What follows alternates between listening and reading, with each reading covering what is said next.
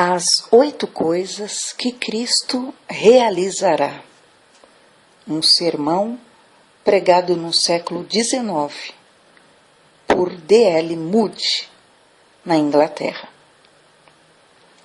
Mateus 11, 28 a 30. Vinde a mim todos os que estáis cansados e oprimidos, e eu vos aliviarei. Tomai sobre vós o meu jugo e aprendei de mim, que sou manso e humilde de coração, e encontrareis descanso para as vossas almas, porque o meu jugo é suave e o meu fardo é leve. Desejo chamar vossa atenção para as 8 coisas que Cristo realizará. A primeira coisa é achada em Mateus 11, 28 a 30. Nunca vi uma pessoa que não quisesse descansar. Não existe homem ou mulher na face da terra que não precise de descanso. Lemos do rico que derrubou seus celeiros e edificou maiores e que disse à sua alma: alma, descanse, tens muito armazenado.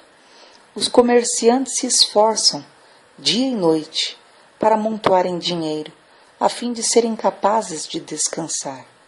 Os homens deixam suas famílias e amigos e dão a volta ao mundo para ganhar dinheiro, com a esperança de descansar. Os marinheiros enfrentam as ondas e ficam longe de casa durante meses para conseguirem dinheiro a fim de que ele os leve ao descanso. De fato, se o descanso estivesse no mercado para ser comprado, haveria centenas de pessoas em Londres que o comprariam, até mesmo por preços muito altos. Mas ainda que o dinheiro não o possa comprar, ao crer na palavra de Deus, podemos obtê-lo sem dinheiro e sem preço. Vinde a mim, todos que estáis cansados e oprimidos, e eu vos aliviarei. Agora, quando dizemos que faremos algo, nem sempre o fazemos. Talvez não temos a intenção de cumprir com nossa palavra quando dizemos que faremos alguma coisa, ou se pensamos em fazê-la. Às vezes falhamos por carecer de recursos ou da capacidade de cumprir a promessa. Mas lembre-se, Deus nunca quebra uma promessa, nunca se equivoca, nunca falha em cumprir sua palavra. E as palavras que leio são dignas de toda confiança, porque não são palavras do homem, mas sim do Filho de Deus. Vinde a mim, todos que estáis cansados e oprimidos, e eu vos aliviarei. Isso nos diz onde há um único lugar onde podemos achar descanso. Não existe outro lugar que um homem possa ter a possibilidade de achar descanso para a sua alma. Lembre-se de que não é através de algum credo, não é através de alguma igreja ou através de alguma doutrina determinada, mas sim através de Cristo. Vinde a mim. É andando com Cristo, pessoalmente, que então conseguimos a paz e o descanso da alma. 1. Cristo nos dará descanso e paz. Em João 14, 27, há uma promessa que é muito preciosa para mim. Cristo disse: deixo-vos a minha paz vos dou, não vô-la dou como o mundo a dá. Não se turbe o vosso coração, nem se atemorize. Eu vou para o Pai, mas não vou tirá-los minha paz. Minha paz vos dou. Minha paz os dou. Note essa expressão. Minha paz vos dou. Muitas pessoas buscam sua paz em fontes mundanas e quando a encontram, não a possuem, porque o diabo pode brincar com os sentimentos dos homens como o homem pode tocar uma harpa e nos enganar de muitas formas. Mas, se recorremos a Cristo em busca da paz, obteremos o que queremos, obteremos descanso para a alma, mas até que cheguemos a Ele, não a conseguiremos. Há muitas coisas que alteram nossa paz, mas não há nada que possa alterar a paz de Deus. Se pudéssemos agarrar uma ilha e colocá-la no meio do Oceano Atlântico, Isso faria uma grande comoção neste mundo, mas não creio que Deus seria abalado em seu trono eterno por isso. Não alterariam os céus, altos e elevados em cima da terra. Tenhamos, pois, a paz de Deus e teremos descanso. Então disse: Tenho-vos dito isto, para que o meu gozo permaneça em vós. O gozo de Cristo não é o nosso. Quando temos um encontro particular com Cristo e nossas almas permanecem nele, então obtemos descanso, paz e gozo. Este é um descanso que ninguém pode mudar, uma paz que flui como um rio e um prazer eterno. 2. Cristo não rejeitará a ninguém e receberá todos que se achegarem a ele. Agora, vamos à segunda coisa que ele fará e que se acha em João 6,37. Parece-me que alguns dirão: se eu fosse suficientemente bom para ir, iria e conseguiria esse descanso, paz e gozo. Mas, se lemos o versículo que menciono anteriormente, encontrará que o que vem a mim, de maneira nenhuma o lançarei fora. Sem dúvida, isso é amplo, não? Não importa se é um homem ou uma mulher, não importa quais sejam suas tribulações, suas penas, seus pecados, se você for diretamente ao Mestre, ele não lhe lançará fora. Venha, pois, pobre pecador, venha tal como está e aceite a palavra dele. Havia um jovem pródigo e desenfreado que se juntou a uma de nossas reuniões. O curso que ele seguia era diretamente para a ruína, mas o Espírito de Deus começou a trabalhar nele. Enquanto eu estava conversando com ele e me esforçando para levá-lo até Cristo, citei esse versículo, mostrei-o e dirigi a mente dele de modo direto por muito tempo, e ao final pareceu que a luz entrava na sua mente e achava consolo. Assim que lhe disse aquele versículo, ele se apegou a ele. Depois que foi em direção à sua casa, o diabo foi ao encontro dele.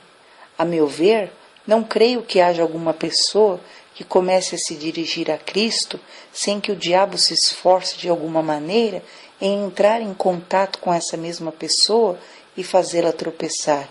E ainda depois que a pessoa clame a Cristo, vem o diabo e se responsabiliza em atacá-la com dúvidas e fazê-la crer que existe algo falso nisso.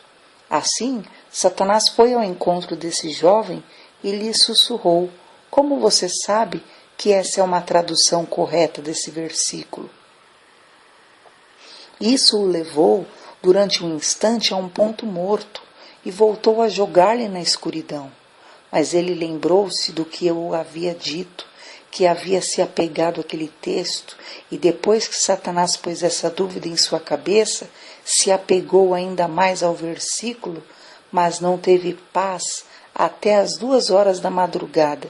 Então disse para si mesmo: vou acreditar no versículo, e se não é a tradução correta, quando eu me apresentar perante o tribunal de Deus, lhe direi que não sabia que estava errado, porque não entendo nem grego nem latim. O que vem a mim, de maneira nenhuma lançarei fora. Se você quiser ir a ele, tenho autoridade de Deus para dizer para você que Cristo o receberá hoje. Sim, neste exato momento. Os reis e príncipes deste mundo, quando enviam convites, enviam aos ricos, aos poderosos, aos sábios e aos nobres. O Senhor, quando estava sobre a terra, chamava ao seu redor as pessoas mais pobres e humildes. Esse homem, diziam, recebe os pecadores e come com eles. Os publicanos, pecadores e prostitutas se apressavam para entrar no reino de Deus em seu tempo. Aqui, em Londres, não há nenhuma sociedade que houvesse aceitado como membro John Bunyan em seu tempo, e ainda assim o Senhor o salvou e lhe deu as boas-vindas em seu reino. Existem pessoas pobres, perdidas, bêbadas, expulsas de casa por seus pais, abandonadas por seus amigos, mas mesmo elas o Senhor recebe. Assim, quem escuta a sua palavra hoje e aceita seu convite, o que vem a mim de maneira nenhuma lançarei fora, mas às vezes você diz que precisa primeiramente se livrar dos seus pecados e então recorrer a Deus. Isso seria como um homem que estivesse morrendo de escarlatina e dissesse: é melhor eu esperar a febre passar antes de ir ao médico. É exatamente por ser pecador e não poder se livrar dos seus pecados que você precisa de um Salvador. Se eu estivesse moribundo por falta de alimento, seria racional dizer: quando eu me livrar dessa fome, então começarei a comer? Por estar faminto é que eu necessito comer, e sendo assim, porque és um pecador que precisas de Cristo. Pelo homem estar enfermo, que precisa de um médico, e Cristo é o médico da alma. Terceiro, Cristo nos fará limpos. Em Lucas 5, 12, 13, lemos sobre o leproso que vai até Cristo. E aconteceu que quando estava numa daquelas cidades, eis que um homem cheio de lepra, vendo a Jesus, prostrou-se sobre o rosto e rogou-lhe, dizendo: Senhor, se quiseres, bem podes limpar-me. E ele, estendendo a mão, tocou-lhe, dizendo: Quero ser limpo. E imediatamente a lepra o deixou. Essa é outra coisa que Cristo quer fazer, a qual chamarei atenção. Se existe alguma pessoa aqui cheia de lepra do pecado, se ela quer ir ao Mestre e contar-lhe todo o seu caso, ele dirá o mesmo que disse ao leproso: quero que sejas limpo. E a lepra de seus pecados desaparecerá. O único que pode perdoar seus pecados é o Senhor Jesus Cristo. Medite nas palavras do Senhor mais uma vez: quero ser limpo. E então junte isso ao outro versículo: o que vem a mim, de maneira nenhuma o lançarei fora. Os banidos pelo diabo. Um dia, estando George Whitefield pregando, disse que o Senhor estava tão ansioso em salvar almas que aceitaria até os banidos pelo próprio diabo. Lady Huntingdon o repreendeu, dizendo que ele não devia fazer afirmações assim. Um pouco mais tarde, no entanto, veio ouvir sua pregação uma pobre mulher, um verdadeiro refúgio. Estava sobrecarregada por uma profunda convicção de pecado, e pouco a pouco achou paz em seu Salvador e foi recebida ali mesmo no reino de Deus. A lei proibia que um leproso se aproximasse das outras pessoas nessa época, mas Jesus estava acima da lei. A lei veio por Moisés, mas a graça e a verdade vieram por Jesus Cristo. Sendo assim, se existe algum pecador aqui, receba este versículo e guarde-o em sua mente, que o pobre leproso foi a Cristo. Logo, você poderá fazer um intercâmbio maravilhoso hoje. Poderá ter saúde no lugar da enfermidade. Poderá se livrar de tudo que é vil e detestável aos olhos de Deus. O Filho de Deus vem e lhe diz: vou limpar-lhe da lepra e dar-lhe a saúde em troca. Vou tirar essa terrível enfermidade que destrói seu corpo e sua alma, e lhe darei minha justiça no lugar, vestir-lhe-ei com as roupas da salvação. Isso não é algo maravilhoso? Quarto, Cristo dará testemunho que pertencemos a Ele. Depois que o homem é salvo, a confissão é do próximo passo. Somos limpos no sangue do Cordeiro. E o que temos de fazer depois é abrir nossas bocas. Temos de confessar a Cristo aqui, neste mundo, nas trevas, e falar aos demais do seu amor. Não temos razão para nos envergonharmos do Filho de Deus. Um homem considera uma grande honra se consegue uma vitória que faça com que seu nome seja mencionado no parlamento, na presença do rei e de sua corte. É uma grande honra. Na China, lemos que a maior ambição de um soldado triunfante é ter seu nome escrito no palácio do templo de Confúcio.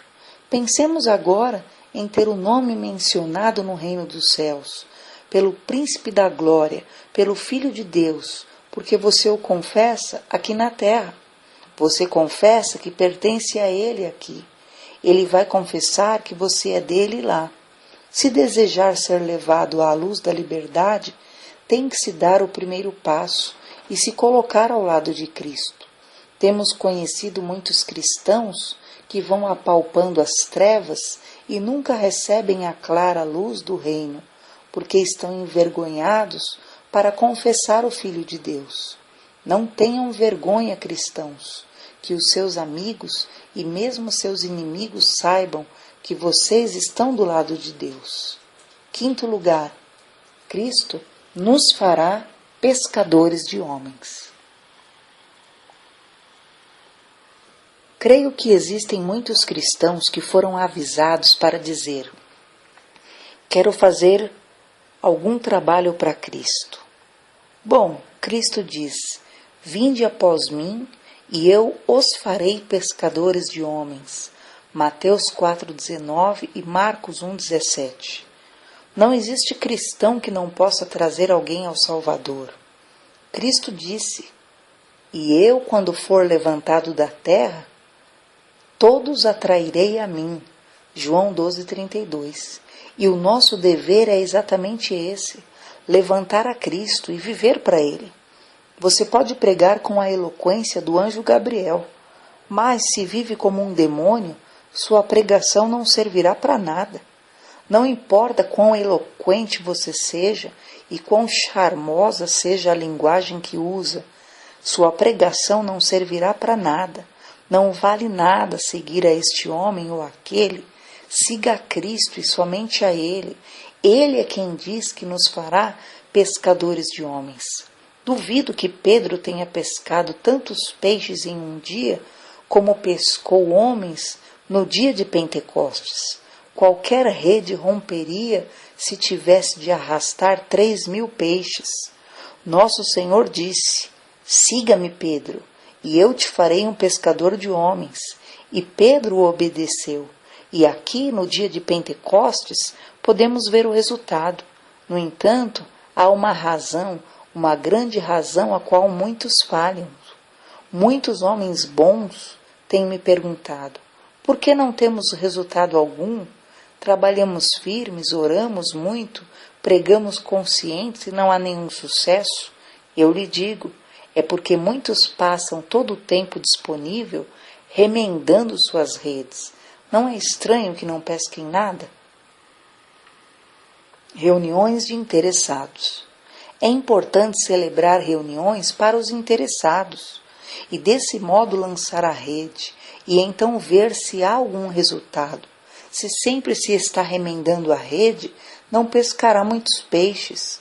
Quem já ouviu um homem que foi pescar e, levando a rede, em seguida deixou-a ali sem usá-la?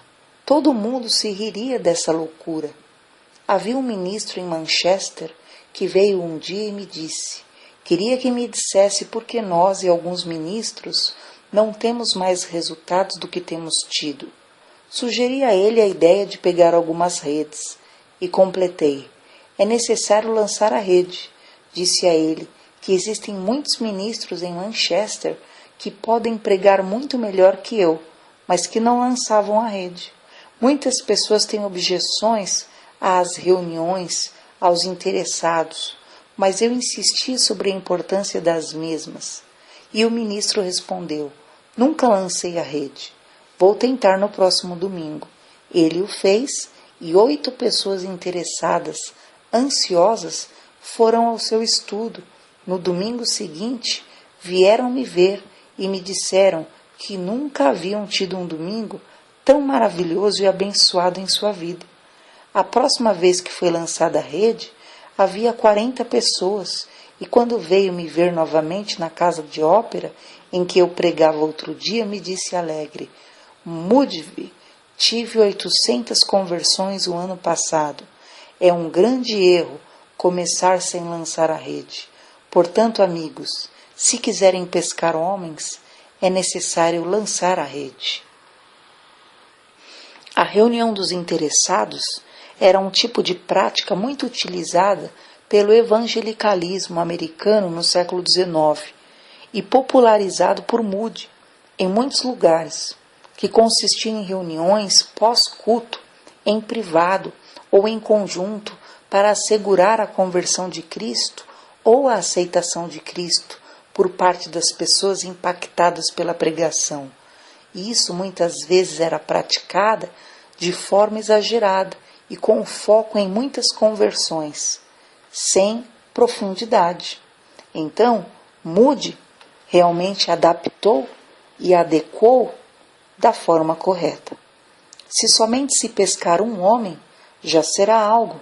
Pode ser um menino, mas conheci um menino que por meio dele a família inteira se converteu. Não sabemos o que há na cabeça dura desse garoto na sala dos interessados. Ele pode se transformar em um Martinho Lutero, um reformador que faça tremer o mundo, pois é impossível prever. Deus usa as coisas fracas desse mundo para confundir as fortes. A promessa de Deus é tão boa como um cheque do Banco da Inglaterra. Prometo pagar ao fulano de tal. E aqui está uma das notas de Cristo. Se me seguirem, os farei pescadores de homens. Não queres tomar a posse da promessa? Confiar nela e seguir a Ele agora? Sentido comum. No entanto, se quisermos pescar homens, é necessário usar um pouco de sentido comum. Isso é, chamar pão ao pão e vinho ao vinho. Se um homem prega o Evangelho e o prega fielmente, deve esperar resultados ali mesmo. Mas, se depois que proclamar as boas novas, houver necessidade que celebre uma reunião para os interessados, e se é necessário uma nova reunião, é melhor que vá até a casa das pessoas e que pregue para elas e ore com elas, pois desta maneira centenas de pessoas serão atraídas a Deus. Acredito que os filhos de Deus têm o privilégio de colher o fruto do seu trabalho, 365 dias ao ano. Bem, disse alguém, mas não há tempo para semear e tempo para colher? Sim, é verdade, há tempo para os dois, mas também pode semear com uma mão e colher com a outra. O que pensaria um camponês que estivesse semeando todo ano e nunca colhesse? Repito, temos de semear com uma mão e colher com a outra. E se buscamos o fruto do nosso trabalho, o veremos. Se for levantado a todos, atrairei a mim mesmo, disse Cristo. E por isso temos de levantar a Cristo e buscar homens, usando a isca apropriada.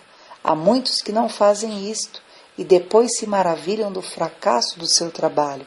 Em vez disso, organizam todos os tipos de diversão para verem homens pescarem.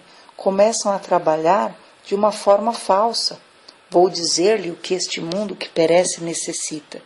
Precisa de Cristo e Cristo crucificado. Há um vazio no coração de todo homem que precisa ser preenchido, e somente indo até eles com a isca apropriada é que os pescaremos. Este pobre homem precisa de um Salvador.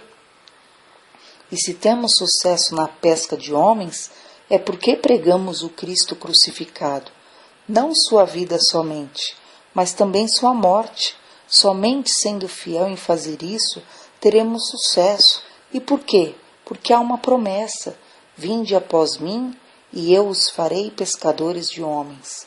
E esta promessa vale a mesma coisa para você e para mim, como para os seus 12 discípulos, e é tão verdadeira agora como no tempo deles. Os sábios resplandecerão como o fulgor do firmamento, e os que há muito ensinam a justiça, como as estrelas, brilharão sempre e eternamente.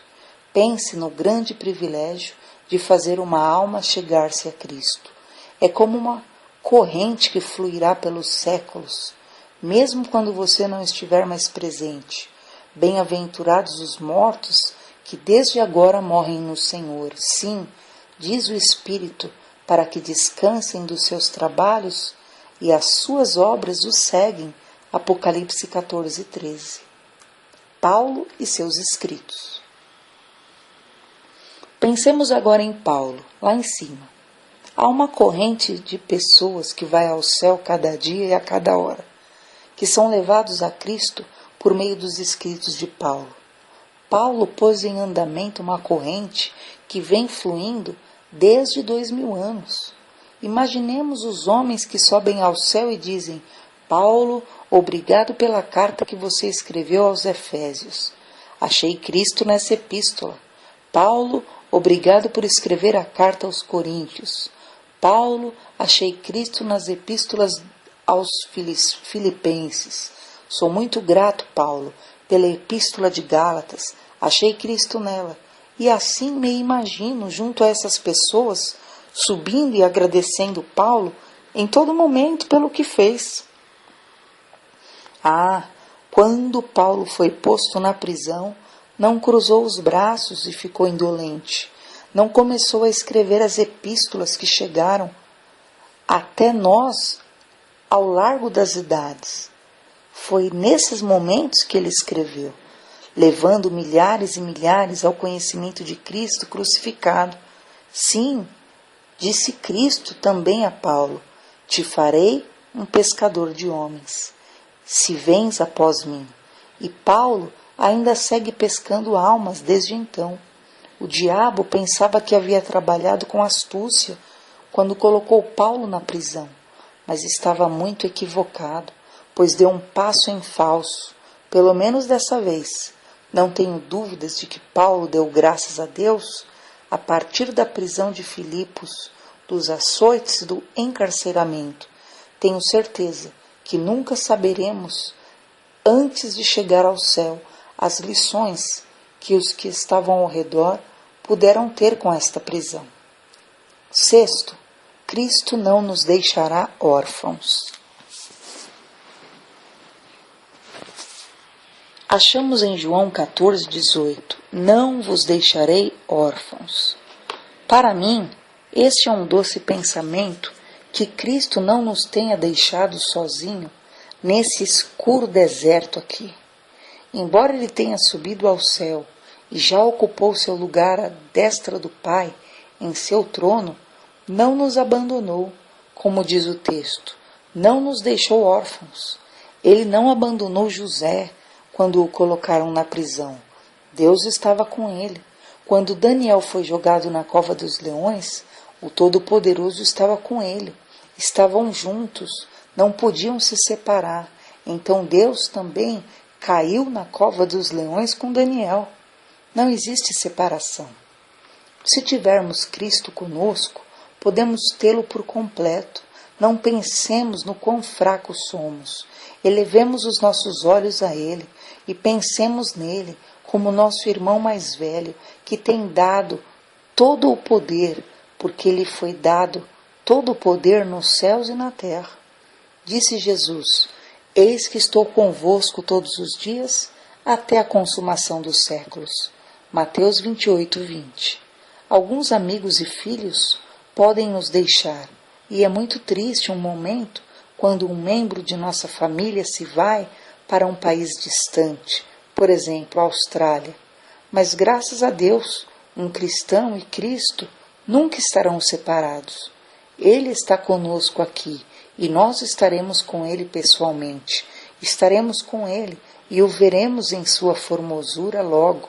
No entanto, não somente Ele está conosco, mas também nos deixou o seu Espírito Santo, o qual nos diz todas as coisas. Damos honra ao Espírito Santo porque reconhecemos que está aqui no meio de nós. Ele tem poder para dar vista ao cego, liberdade ao cativo e abrir os ouvidos do surdo para que possamos ouvir as gloriosas palavras do Evangelho. Sétimo, Cristo nos ressuscitará no último dia. Sendo assim, há outra coisa que Ele fará, segundo João 6,40, e no capítulo aparece 4 vezes: e eu o ressuscitarei no último dia. Acho doce a ideia de ter um Salvador que tenha poder sobre a morte. Meu bendito Mestre tem as chaves da morte e do inferno. Eu sinto muito pelos incrédulos e infiéis, pois eles não têm esperança de uma vida eterna. Mas todo filho de Deus pode abrir esse capítulo e ler a promessa em seu coração, saltar de prazer em fazer isso. Em geral, os comerciantes colocam os melhores produtos na vitrine, para que todos vejam sua qualidade. O mesmo aconteceu quando Cristo esteve nesta terra e nos deu uma amostra do que ele podia fazer. Temos, por exemplo, os casos da filha de Jairo, do filho da viúva e de Lázaro. Ele ressuscitou os três para afastar toda dúvida que pudesse restar em nosso coração. Que obscuro e sombrio seria este mundo se não tivéssemos esperança de ressuscitar. No entanto, quando colocamos os nossos filhinhos em um túmulo, ainda que seja com peso e dor no coração, não é sem esperança. Vimos sua luta terrível com a morte, vimos sua partida, mas há uma estrela que ilumina as trevas, o pensamento de que, ainda que o laço feliz tenha sido rompido na terra, voltará a ser refeito ali, em um mundo de luz celestial. Mesmo tendo perdido um ser querido, regozije-se ao ler o que Jesus fará. Os que morrerem em Cristo voltarão a ser recobrados mais tarde. As trevas se dissiparão e a luz da manhã da ressurreição cairá sobre nós. Há um só curto tempo de espera, e logo ouviremos a voz, mesmo no túmulo, daquele que disse: eu o ressuscitarei no último dia.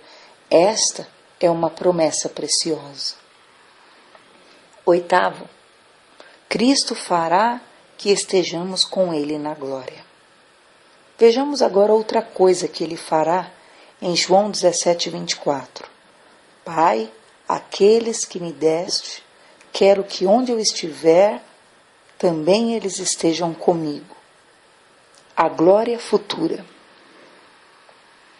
Essas palavras, Jesus as disse no cenáculo, na última noite, antes de ser crucificado e sofrer a terrível agonia e morte no Calvário. Vejo alguns aqui cujos rostos começam a serem iluminados perante a ideia de que verão ao Rei em sua formosura. Sim, em um dia glorioso, isso terá lugar. Alguns creem que o dia em que se convertem já conseguiram tudo, sem a menor sombra de dúvida.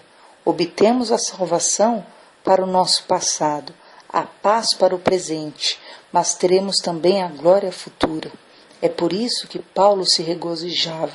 Dizia ele: estas leves aflições, estes açoites, estas pedras que me lançam, tudo isso é muito pouco à glória que há mais além. Excede com tudo a tudo isto, que não conta para nada, com tal que possa ganhar a Cristo. E assim, quando as coisas vêm contra nós, reanimemo-nos e lembremos que a noite vai passar e logo haverá uma manhã para nós. E o que importa é que possamos ganhar a Cristo. O ponto que corresponde ao pecador. Falta somente um ponto às 8 coisas que vimos. Consideramos as coisas que Cristo fará, dar-nos-á descanso, não rejeitará a ninguém, receberá a todos que se alegrarem com Ele, nos fará limpos, dará testemunho que pertencemos a Ele, nos fará pescadores de homens, não nos deixará órfãos, nos ressuscitará no último dia e fará que estejamos com Ele na glória. Os pecadores hão de dizer: levantar-me-ei e irei ao meu Pai. Quem quer dizer isso hoje? Quem quer ir a Deus como foi o filho pródigo? Posso vê-lo daqui. Ele está olhando em direção ao horizonte, às colinas distantes, onde aparece a casa do Pai, que abandonou, e sabe que ali seu Pai amoroso, com a cabeça branca, o está esperando. O filho diz para si mesmo: estou perecendo aqui de fome, enquanto na casa de meu pai há abundância de pão. Me levantarei e irei ao meu pai. Esse foi um momento decisivo da sua vida. Não é algo glorioso? Quando o Sr. Spurgeon pregava outro dia, em West End, fez um resumo das coisas que o público tinha ouvido falar antes. Alguns, lhe disse, haviam pisado por cima das orações dos fiéis mestres da escola dominical, que lhes suplicavam com lágrimas e que iam às casas para falar com elas. Houve resistência de todas as suas súplicas, e sua influência já não os afetavam, e também lhes disse que passaram por cima das lágrimas e orações de suas mães, que talvez já descansam no sepulcro hoje. Também pularam por cima das lágrimas e orações de seu pai e de seu pastor, um homem piedoso e fiel. Houve um tempo em que seus sermões lhes faziam efeito, mas agora já não lhes causam impressão alguma. Foram em algumas reuniões especiais e não houve comoção por parte deles. E mesmo assim, dizem que seguem seguros. Bem é verdade, mas recordem que você está chegando aceleradamente mais próximo ao inferno e que não há homem que possa abrigar esperanças de ser salvo se deixa endurecer seu coração. Amigos meus, digam: me levantarei hoje, haverá alegria no céu hoje, pelo seu regresso. Leia Lucas 15:10, a alegria diante dos anjos de Deus por um pecador que se arrepende. Regresse agora e viva. Nada poderá sanar o mal que te cerca. Se levante e venha ter com Jesus que morreu por ti. Você está perdido. Identifique isso. O Senhor quer te trazer salvação. Ore para que o Espírito Santo use esse sermão para a edificação de muitos e salvação dos pecadores. Sermão especial: as 8 coisas que Cristo realizará, de Moody.